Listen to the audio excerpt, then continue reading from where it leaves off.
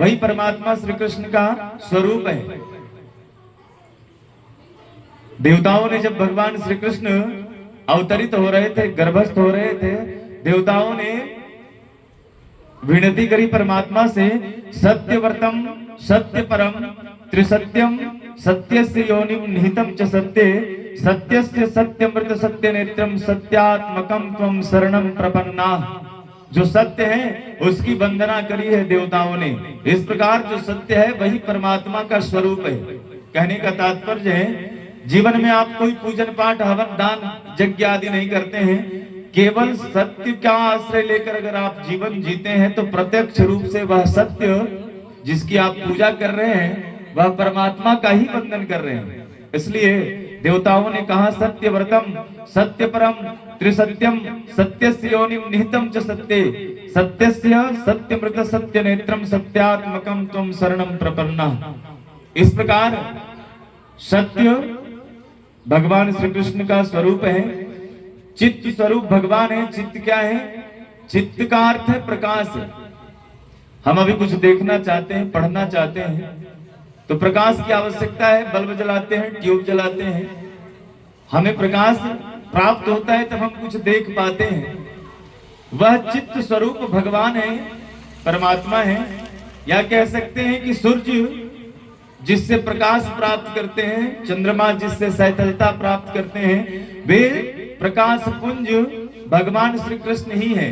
इस प्रकार जो प्रकाश पुंज है, जो चित्त है, वह भगवान का स्वरूप है। अगर हम सत्य की पूजा करते हैं, अगर हम प्रकाश की पूजा करते हैं तो प्रत्यक्ष रूप से भगवान को ही पूजते हैं। इस प्रकार सत्य भगवान का स्वरूप है, चित्त भगवान का स्वरूप है और केवल आनंद घन परमात्मा ही है।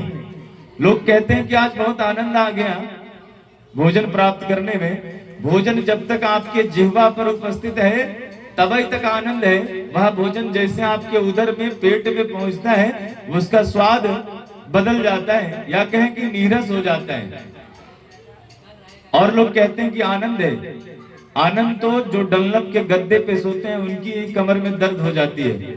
जो अच्छे बंगले में रहते हैं उनको भी कष्ट प्राप्त होता है, परंतु जो हमारे गोविंद के शरण में रहता है, गोविंद के चरण में रहता है, वस्तुतः जीवन में आनंद तो वही प्राप्त करता है। इसलिए तो जब हमारे कन्हैया अवतरित हुए तो लोगों ने गाया, नंद के आनंद भयो जय कन्हैया लाल की। अगर आनंद कहीं और होता तो लोग कहते ना कि नंद के कृष्ण भयो जय कन्हैया लाल की। ऐसा क्यों कहा कि नंद के आनंद भयो? जब हमारे ठाकुर जी अवतरित हुए अयोध्या में तो लोगों ने गाया, अवध में आनंद भयो जय रघुवर लाल की। इसलिए कहा क्योंकि आनंद तो केवल और केवल परमात्मा के शरण में है।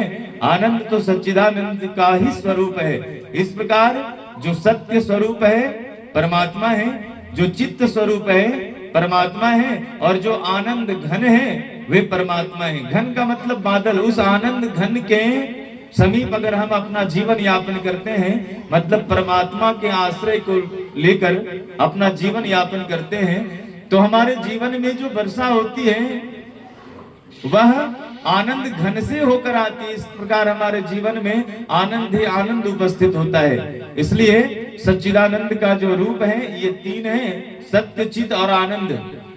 यही तीनों में परमात्मा का वास है और तीनों परमात्मा ही है। इस प्रकार जो सच्चिदानंद के रूप हैं, सच्चिदानंद रूपाय विश्वोत्पत्त्यादि हेतवे, जो इस विश्व के उत्पत्ति के आदि हैं, हेतु हैं, ऐसे सच्चिदानंद।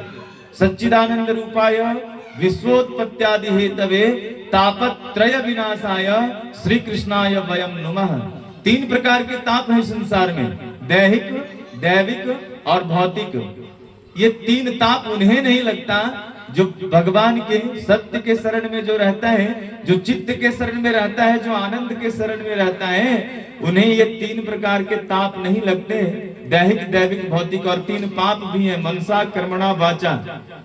जब भगवान श्री राम की सत्ता थी तो फिर उनके शासन काल में, उनके सत्ता में कोई भी दुखी नहीं था, कोई तन से दुखी नहीं था, कोई मन से दुखी नहीं था, किसी के पास ऐसा नहीं था कि भोजन करने को धन उपलब्ध नहीं था। सबके सब सुखी थे, इसलिए सुखी थे, इसलिए परमानंद को प्राप्त कर रहे थे क्योंकि भगवान के आश्रय में जीवन जी रहे थे, उस सच्चिदानंद के आश्रय में जीवन जी रहे थे जो आनंद घन है।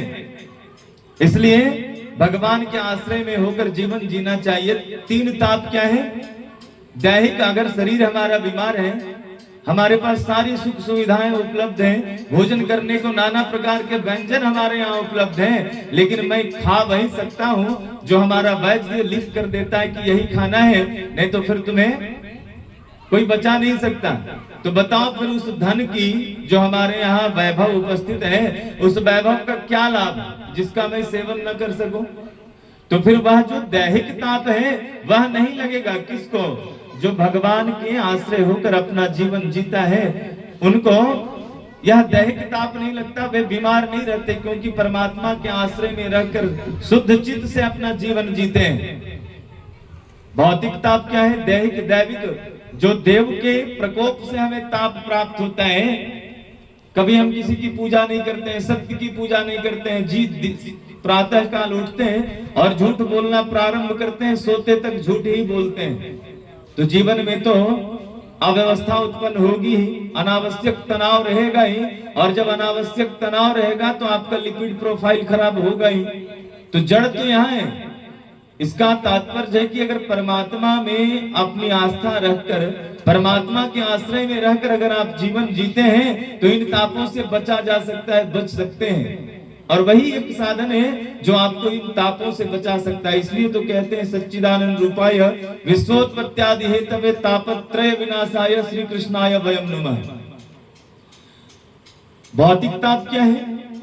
हम बहुत समृद्ध हैं, हम अपने बच्चे को विदेश में पढ़ने भेजते हैं, अच्छी व्यवस्था देते हैं। हमारा बालक जब पढ़ के आता है विदेश से तो अपने संस्कार में नहीं रहता, वह विदेशी संस्कार में रचा रहता है। जब हमारे परिवार में आता है, अब हमारा बालक विवाह के योग्य हो गया है, हम चाहते हैं कि हमारा जो बालक है अच्छे परिवार में उसका विवाह हो, अच्छी कन्या हमारे यहाँ वधू बन के आए, और हम अच्छे परिवार में विवाह भी तय कर चुके रहते हैं। और देखिए जिस दिन विवाह संपन्न होना रहता है उसके एक दिन पूर्व वह जो बालक हमारा विदेश से पढ़कर आया हुआ है वह घर की नौकरानी के साथ कोर्ट मैरिज कर लेता है। अब बताओ, वह पिता जो अपने संपूर्ण जीवन की गाढ़ी कमाई को लगाकर अपने बालक को अपने से अच्छी व्यवस्था में रखकर पढ़ाया लिखाया, और जब युवावस्था को प्राप्त हुआ, विवाह करने का समय आया तो एक नौकरानी से विवाह कर लिया, क्यों? जबकि विवाह तय कर चुका था वह पहले। अब समाज में स्थिति उसकी क्या होगी? वह जो ताप उसके अंदर में, उसके हृदय में जो ताप, जो ग्लानि उत्पन्न होगी, वह ग्लानि भौतिक ताप है। और जो परमात्मा के आश्रय मानकर, परमात्मा को सब कुछ मानकर अपना जीवन जीता है, उनको यह ताप नहीं लगता, भौतिक ताप नहीं लगता। इस प्रकार जो भगवान के आश्रय में रहकर जीवन जीता है वह सर्वत्र सुखी ही रहता है, आनंदमय ही रहता है। परमात्मा के आश्रय में रहते हुए जब भगवान श्री राम अवतरित हुए तो लोगों ने